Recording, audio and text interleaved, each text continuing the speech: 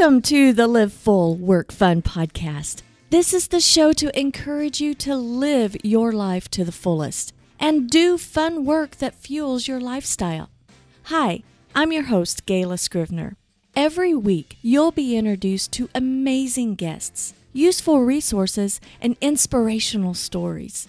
You'll discover opportunities and perspectives to shape your version of living full and working fun.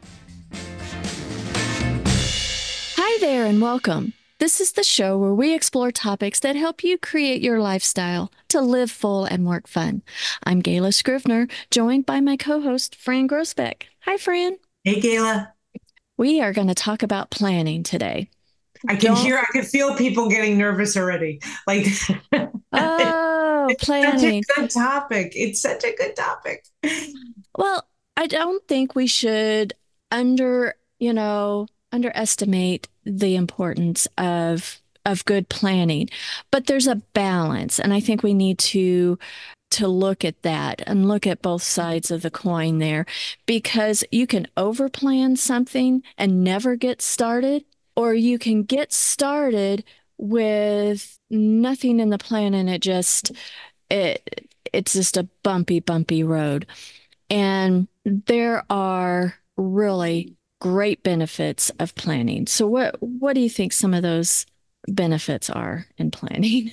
Number one is it ends up saving time, especially if what's funny is you think, well, I got to stop and make the plan. You'd be surprised how stopping and making that plan ends up being the tool that helps you save time. It gives you, if you know what your goals are and you've done your strategy, it gives direction to that strategy. It gives you a place to go and a path to get there. So I think planning is critical it's the next step after you know what you want to accomplish. I have made some mistakes. Being an implementation specialist, I am so eager to just get things done, right? And so we get a new client in, and I had made mistakes on implementing too soon when the plan wasn't really vetted out yet. Because early in developing my business, someone would come to me and maybe and I'm just going to do the most simple example here. Let's say they came to us for a social media management plan. And so implementing a social media management plan would mean that my team, would publish at a certain frequency, and we'd work up the posts and we would give them the posts to our client to review, and then they would be scheduled and published out. And so that gets them consistent on their social.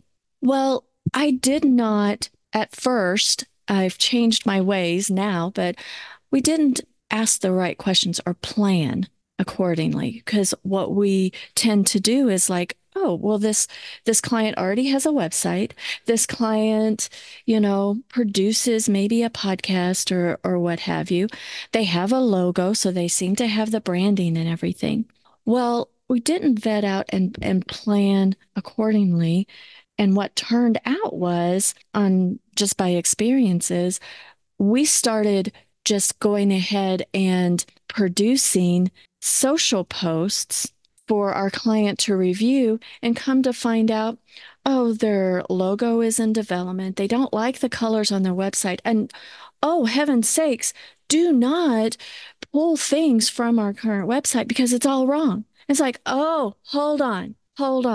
Then you're not ready for implementing your social media. We need to go back and make a branding messaging project and plan your branding messaging. And maybe we need to totally story brand your whole website, and we need to get a good website going and do your website first and have that plan. Another example of planning out is early on in developing Scrivener Solutions, I might have taken on a project for website refresh, website redo, redesign. And we would just jump right in and start designing the pages, but we did not have the words or the structure right to begin with. And so now I totally, and I know it's kind of, maybe my clients think, oh, we're spending so much time. I'm going to see this end result. We all want to see the end result as quickly as possible. But when you see the words on the paper or the words on the screen, and not worry about design at first. Is your messaging right? Then we get like an outline or what's called a wireframe to kind of put things sketched out that may not necessarily look exactly like on the web page. You're right. It makes the design and the redo of a web page so much easier because you've got the plan, you've hashed out the words and the story that you want to say, you've hashed out the look, the color scheme, and maybe you have a rough draft wireframe. Then the designer can go right into the website and put the pieces together. And then the client does not have to say, well, I need this redone, this redone, this redone, this redone, because you've already done it in the planning stage. You've thought things through. I think that it's so critical, the planning stage, because we also have, well, we both have had clients come to us and say, oh, this is what I'd like you to do. Let's continue on website because I just had this and we want it done by September. And you're coming to us in July and there's no content written. There's no picture selected. There's no wireframe, no site plan. So planning helps clarify the goals, the resources, the steps that need to be taken to get everyone on the same page. The other part of planning is when it's something brand new, it helps you think through all the things that need to get done. Often we look at that end goal and say, okay, we want to build a new website. And especially if you don't have experience in that, you set a time to it based on some other part of your marketing plan. But if you then go to an expert or a resource or consultant who does this, you realize there's a lot of steps involved. So in planning, it gets everyone on that same page of this is what you do, this is what I need to do, this is the realistic timeline, as long as all the pieces come together as they should based on this timeline. But it really sets, and it can help you define which goal goes first too. Say you have multiple goals, the planning helps you go, okay, we've talked about before about low-hanging fruit. I have these 3 goals to achieve. This one is actually not, I don't have that many steps when I look at the planning of the 3 and what they'll take and the resources need. I'm going to knock this one out first. I'll keep these other 2 goals moving, but this is the one I'm going to focus on to knock it out of the park because I see now that there's less steps and I can achieve this more quickly and it has a good benefit to my goals and my business. Planning helps you do all this. Planning helps you see the way forward. Well, and when you vet out and you ask all of these questions in the planning stage on how do you want this to go? What does the end picture need to look like? And even like, for example, like even planning an event. And, you and I plan events together. And I am asking you for things like, what's the pricing? Is there an early bird? Are there sponsors? Are there this? And all of that comes into play. And we talk about communication plan and what kind of messages when need to be sent. This helps with the structure. I may actually implement a certain type of path, digital path, or use a different tool depending on the plan. For example, early bird special type of pricing may work differently if it's just a one-time pricing. So I may need to use a different tool or a different feature. And you need to know these things up front because down the line, if you don't make those decisions early on, then, and you make them, it's like, oh, wait, let's have the pricing this way when you're like in the middle of the setup, then you might have to redo. And then that's just an example. If there are different tools or processes, or the implementer needs to think of what do we currently use and what is possible, right? Or do we need to purchase something to allow this process to be accomplished easier? And if you're going to purchase a new tool, the setup of it is very involved. Right. We have experience with that. Yes. Yes. And Gayla, this touches on something too, something I just went through where a client came to me with a specific ask. And by going through the planning phase, we uncovered there was a bigger ask. That's one side of it. The other is in planning, and it's especially related to whether it be website, social media, or any of the four points of connection. But I think a lot about website on this. Planning can uncover things that the client may overlook as additional as needing some special programming or cost. Databases, login systems, subscription or membership programs, things like that.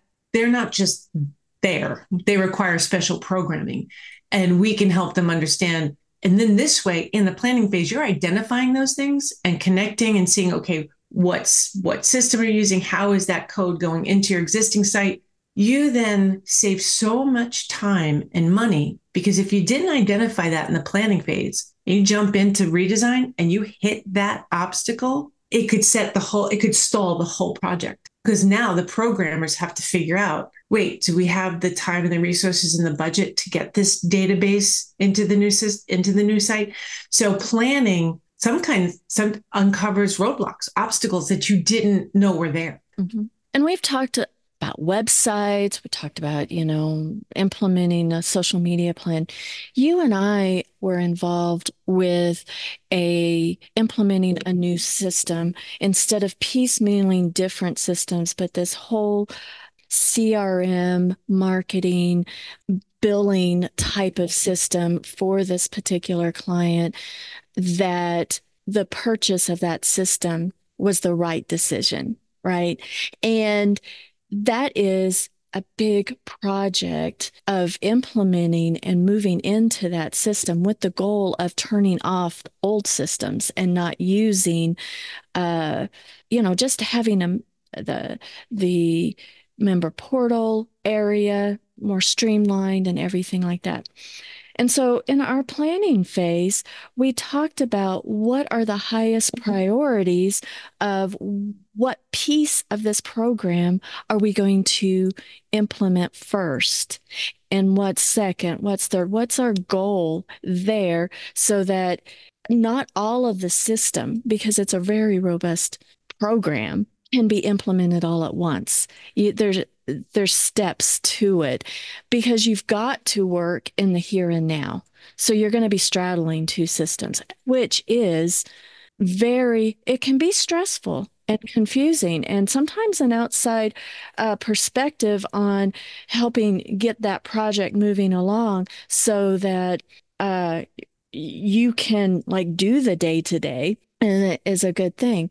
But you're straddling current systems and setting up future and one by one. But during the planning, you're able to chunk things down and make realistic goals and see, okay, this piece we want to implement in this month or this quarter or whatever that is.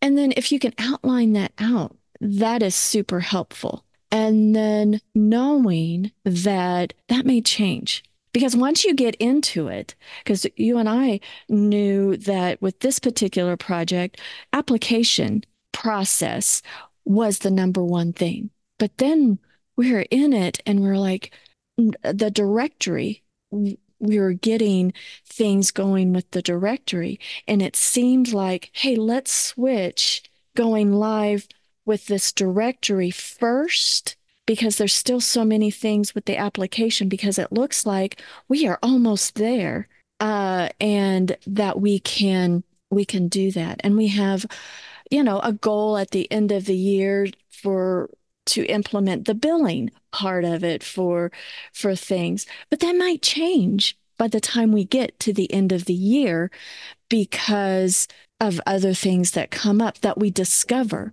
in the unknowns. In planning, you can never anticipate the unknowns of a project. And just like life, plans are not static. They're going to change.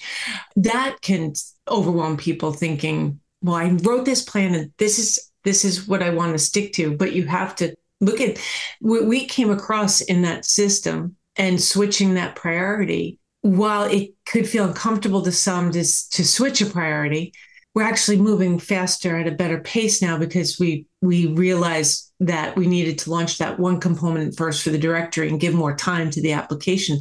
That's okay as long as you're moving forward. I think don't get stuck on something not happening as it should have or you thought it was going to, and look for, okay, this one ended up needing more time than we thought. We uncovered a challenge that nobody could have foreseen. But all these other pieces are in movement. Oh, look, we can move directory forward and accomplish something. And even if that seems like a smaller step, it's a step. It is. So that's a big part of it. And I had an example of one of my clients at the end of last year.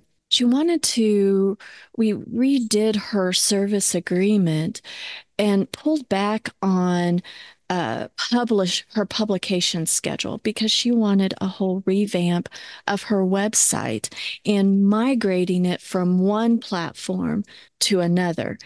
And that's a big project, but she wanted to be able to stretch it out and stay within the current plan.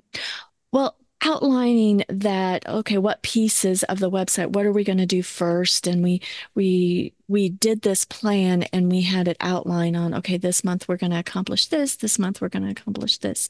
And it hasn't always turned out exactly because things come up, right? And so we adjust. And the most recent thing was that, hey, she's wanting to do a live event in a few months and we are not ready to publish this website yet. There are some things, and I was, with the pages and just overcoming some obstacles. And so we made the decision. It's like, you know what? We're in a staging area right now with her website. Let's do a totally stripped down version of her website and get this event in the new way, in the new website, so that she can capture registrations there and have the events, have her homepage, have her services, have her contact page, and her about page there. And then worry about the other things in the future and just go live, because that event is going to be so close to when we want to go live with her website that we just need to move forward. And so that event is the catalyst of let's adjust and let's not make it perfect and let's publish right now and make it good enough, and then we can tweak later, which dovetails right into, you can really get into over planning. And I get into it because I want to make things perfect before releasing things. But there's a balance, right? Because you can have perfection, right? Be paralyzed by perfection and you don't get anywhere. I love that sentence. I'm putting that on my wall somewhere, getting paralyzed by perfection. And Gayla, I'm going to share a story of what you helped me with one time on one of our shared clients. I can get obsessed with having a clean CRM. Yes. To let it go. That moment, what's that for me? I call it getting lost in the work about work. An imperfect CRM is okay. It's okay. And that moment when you were like teaching me to release it, like, Fran, don't waste your energy there. And that can happen in a part of a plan because you need your CRM if you're going to do newsletters or emails, and we were kind of in the phase of really streamlining the system for this shared client. And I was honed in on downloading the full list from the CRM and checking every line and making sure. And you were like, Fran, let it go. And it was the best moment because we still have a very good and functional and clean CRM, but I didn't lose time and resources lost in lists of contact names and obsessing on is everybody perfectly labeled, marked where they're supposed to be. It's just the nature of these systems. They're never going to be perfect. So being paralyzed by perfection can really hamper you. And to let that go is really important. By creating a plan, you can create manageable goals. And it does not have to, and don't let the plan paralyze you. And sometimes I do this. It's just like, I don't know really where to put the buckets, but just have an oversimplified type plan. It's like, I want to accomplish this month. And don't make it too detailed, right? And make the plan and the goals reasonable. I don't know about you, but sometimes I just bite off more than I can chew. I think most entrepreneurs do because we have this warped sense of reality of how much you can get done in a short amount of time. I don't know if that's all of human nature or just in the entrepreneur world, but we get excited about things and we do think that we can get more done uh, than what's really reasonable. But chunking it down, planning helps us to be able to see categories of what you can do, like things together and move things along. And I like to just do a little table. All practicality, I just do a little table, put it down by month, and do little bullet points of this is what I'll accomplish in this month. And then I look at that. And then I incorporate it into my project management system. And things do happen and things need to adjust. And, having that, trusting your instincts on that and having grace with yourself. Grace every day, especially with a plan. And because if you don't, the stress and anxiety that comes from that can overwhelm and sometimes stop your plan, or even if it's a pause, it could be an unnecessary pause because you're getting lost in the ruminating thoughts or the stress of it. There's a balance to it. There's a balance to moving it forward. There's a balance to taking a breath, stop, pause, look at where you've gotten to. And another thing, whenever you get nervous about the plan, one thing I like to do is take a pause and say, where have I gotten to? And you take that kind of little look over your shoulder and realize, wow, I got all the way here already. And some of those were tiny little baby steps, making a phone call, asking a friend about advice on a website or finding the person you want to work with. Baby decisions, writing the first page of content, writing your first blog, whatever it might be, getting your LLC done, whatever it is, you kind of look back and you're like, wow, I did all those steps already. And that can really re-energize you to keep going on the plan. So it is important. Sometimes you don't want to always be looking back, but to take a little glance back once in a while is nice and refreshing. And it's not a bad thing to have an outside perspective, have a coach, have a consultant to help you along with that. And maybe, and show you how far you've come along, or to help you focus on this is what I need to focus on right now to get you along. Because you're working in the moment, and sometimes you might stray and not get everything that you want done. And having that outside perspective is a great investment that moves you along. It's both personal and professional development. Having a coach or a consultant come in and help you with these planning and implementing. So we've talked a lot about planning today. I would love you who are listening to hop over to the Facebook group, the Live Full Work Fun Facebook group, and share what are your thoughts on planning, and have you ever been paralyzed by perfection? I know I have.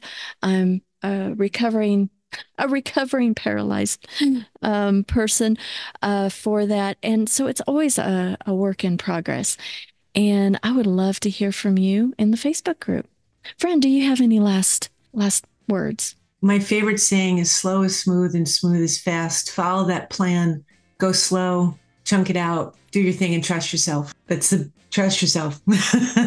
My favorite is don't let the start stop you, because there is that balance. You need to have a plan so that you can move forward at a smoother pace, but don't let starting your plan stop you from moving forward. So thanks for listening, everyone. I am so glad that you're here with us on this journey. And until next time, live full, work fun.